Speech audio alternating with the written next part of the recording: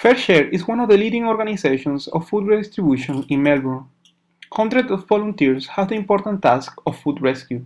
They have created the biggest kitchen in Melbourne, with different donors around the state of Victoria and a capacity of producing around 70,000 meals a day. Cooking, peeling, and packing are the main tasks for these volunteers. Redistribution of food recognized that there is something more sensitive to do with food than just non-filling. Supermarkets, farmers, and local grocery stores provide the food that is redistributed. Volunteer coordinator Rosemary Kelly explains some of the main activities.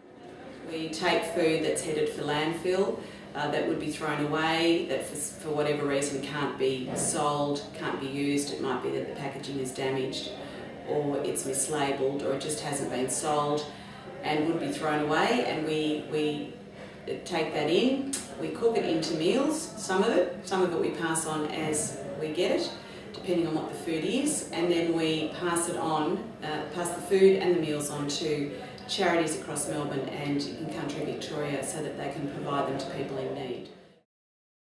The main objective is to cook 1 million of meals a year.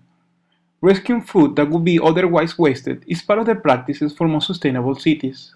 Free, tasty, and nutritious food includes pastry and wet meals that are immediately redistributed.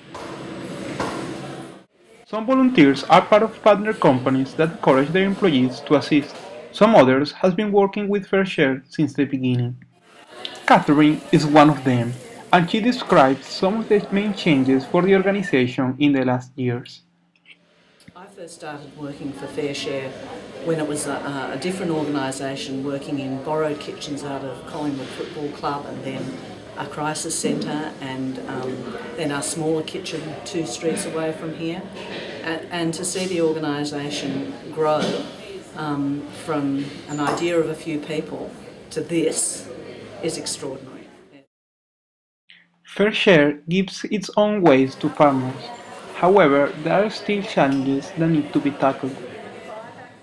My understanding is that although we collect quite a bit of food, we collect a very, very small proportion of the total food that does go to waste. I think I heard recently that our collection was about 0.01% of total food waste. I think it's very hard to gauge how much food is wasted, because obviously household waste is hard to measure. So we collect what we need to sustain what we do in terms of making meals for charities and passing on food, but there's a whole lot more food out there that's going to waste.